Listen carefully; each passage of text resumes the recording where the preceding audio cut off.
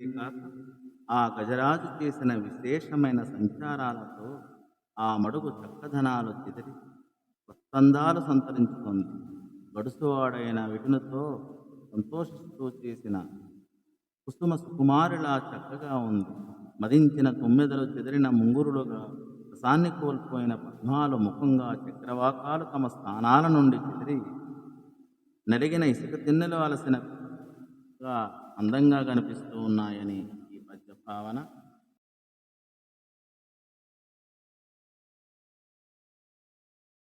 అష్టమ స్కందము గజేంద్ర మోక్షము 23వ పద్యాన్ని ఇప్పుడు మనం నేర్చుకుందాం.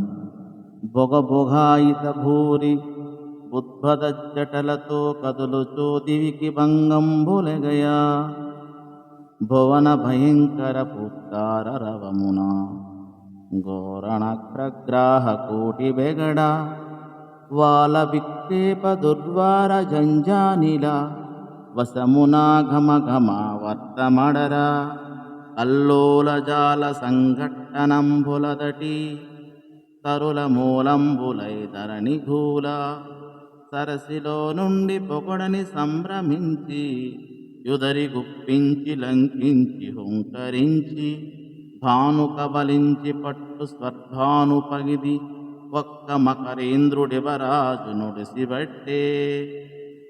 ఒక ముసలిరాజు ఆ మడుగులో ఒక మూల దాక్కుని గజరాజును చూశాడు. బొగబొగమని చప్పుళ్లతో పెద్ద పెద్ద బుడగలు పుట్టి అలలు ఆకాశానికి ఎగసిపడేలా పైకి ఎగిరాడు.